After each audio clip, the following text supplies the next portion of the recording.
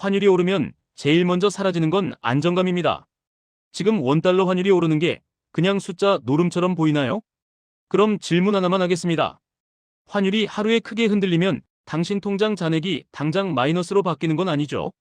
그런데도 왜 그날부터 사람들은 소비를 줄이고 회사는 투자를 미루고 은행은 대출 문턱을 올릴까요? 답은 하나입니다. 위기에서 제일 먼저 사라지는 건 돈이 아니라 안정감이에요. 더 정확히 말하면 신뢰입니다. 그리고 신뢰가 흔들리면 바로 다음은 유동성이에요. 필요할 때 달러를 구할 수 있나? 필요할 때 시장이 받아주나? 이 질문이 동시에 터지면 시장은 갑자기 성격이 바뀝니다. 조용히 움직이던 환율이 갑자기 훅 움직이기 시작하죠. IMF가 한국을 향해 던진 메시지도 이 지점에 걸려 있습니다. 한국은 해외로 나간 투자와 달러 기반 자산이 커졌고 그만큼 환율에 노출된 규모도 커졌는데 외환 시장의 깊이가 그 충격을 다 흡수하기 어렵다면 어느 순간 변동성이 생각보다 크게 커질 수 있다. 여기서 오늘 영상의 약속을 먼저 합니다. 예측을 하지 않겠습니다. 환율이 얼마까지 간다 같은 말로 겁만 주지도 않겠습니다. 대신 딱 3가지를 잡아드릴 겁니다. 첫째, IMF가 말한 진짜 위험 장면이 뭔지. 둘째, 환율이 오를 때 현실은 어떤 순서로 무너지는지. 셋째, 오늘 당장 가능한 방어 습관 3개. 끝까지 보면 적어도 한 가지는 바뀝니다. 불안해서 아무것도 못하는 상태는 끝납니다. IMF 경고의 핵심은 큰 짐, 좁은 문입니다. 상황을 딱 한 장면으로 바꿔보겠습니다. 큰 공연장이 있습니다. 객석엔 사람이 가득하죠. 평소엔 아무 문제 없습니다. 사람들이 천천히 흩어져 움직이니까요. 그런데 화재 경보가 울리는 순간 중요한 건 사람이 많다가 아닙니다. 그 순간 중요한 건 비상구 폭이에요.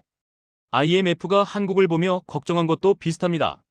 한국은 해외에 투자한 돈이 커지면서 달러 기반 자산과 환율 노출이 함께 커졌어요. 문제는 불안이 커지면 그 큰 짐이 한꺼번에 문으로 몰릴 수 있다는 겁니다. 외환 시장이 얕다는 말은 이렇게 바꿔서 기억하면 됩니다. 평소엔 조용하지만 동시에 몰리면 통로가 막힐 수 있다. 그리고 통로가 막히면 환율은 조용히가 아니라 갑자기 움직입니다. 진짜 위험은 동시에 움직이는 순간입니다. 환율이 무서운 건 높다 낮다가 아닙니다. 사람들이 같은 방향으로 동시에 움직이는 순간이 무섭습니다. 해외 주식을 가진 사람은 불안해지면 환위험을 줄이려 하고 기관과 기업도 비슷한 판단을 합니다. 각자 천천히 하면 괜찮아요. 그런데 뉴스 한 줄, 충격 한 번에 마음이 동시에 바뀌면 상황이 달라집니다. 그때 시장은 조절이 아니라 쏠림이 됩니다.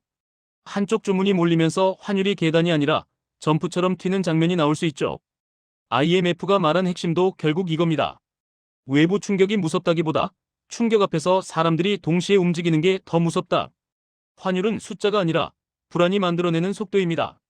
환율 방어는 해결이 아니라 시간 벌기일 때가 많습니다. 그럼 이런 질문이 나옵니다. 당국이 막으면 되는 거 아닌가요?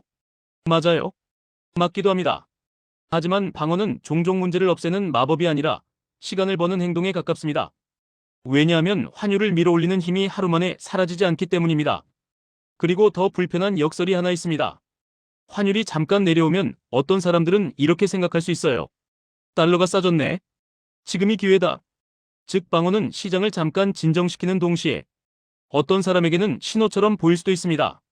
그래서 결론은 단순합니다. 당국이 무엇을 하든 내 자산이 흔들리지 않게 만드는 건 내 규칙입니다. 환율이 오르면 현실은 이런 순서로 무너집니다. 환율이 오를 때 제일 먼저 흔들리는 건 어디일까요? 생각보다 가까운 곳부터 시작합니다. 첫 번째는 장바구니입니다. 기름, 원자재, 수입 물건, 달러 결제 서비스. 생활비에서 밖에서 사오는 것이 먼저 무거워집니다. 두 번째는 회사입니다. 원가가 흔들리면 회사는 본능적으로 지갑을 닫습니다. 투자, 채용, 계약이 보리로 바뀌기 쉬워요. 이게 결국 월급의 미래를 건드립니다. 세 번째는 금리와 대출입니다. 물가가 불안해지면 금리를 쉽게 내리기 어려워질 수 있고 그럼 대출 있는 집은 매달 고정비가 버티기 게임으로 들어갑니다. 네 번째는 심리입니다. 불안할수록 사람들은 한꺼번에 같은 행동을 합니다. 지출을 줄이고 안전한 쪽으로 몰리고 위험을 피합니다. 그 순간 시장은 더 출렁이고 환율 변동성은 더 커질 수 있습니다. 한 문장만 남깁니다. 환율은 경제 뉴스가 아니라 생활의 순서를 바꿉니다. 지금 당장 가능한 방어 습관 3가지가 있습니다. 공포로 끝내지 않겠습니다. 통제감으로 끝내겠습니다. 첫째, 한 번에 하지 말고 나눠서 움직이기. 환전이든 투자든 한 번에는 흔들릴 때 위험합니다. 나눠서 하면 판단이 덜 흔들립니다. 둘째, 새는 돈 하나만 맡기. 위기에서 사람을 무너뜨리는 건 큰 실수보다 매달 빠져나가는 작은 고정비일 때가 많습니다. 구독 하나, 할부 하나, 필요 없는 보험 하나. 딱 하나만 골라도 버티는 힘이 생깁니다. 셋째, 버틸 수 있는 현금 흐름 만들기. 공포는 돈이 없어서가 아니라 다음 달이 보이지 않아서 커집니다. 버틸 기간이 잡히면 공포가 줄어듭니다. 이 세 가지는 부자가 되는 비법이 아닙니다. 무너지지 않게 만드는 안전벨트입니다. 선택권은 위기 후가 아니라 위기 전에 지키는 것입니다. 오늘 영상의 결론은 단순합니다. IMF가 던진 경고는 환율이 얼마까지 간다가 아니라 해외 달러 기반 자산과 환율 노출이 커진 상황에서 외환 시장의 충격 흡수력이 충분치 않으면 어떤 순간 변동성이 커질 수 있다는 구조 이야기입니다. 그래서 우리는 예언자가 될 필요가 없습니다. 준비하는 사람이 되면 됩니다.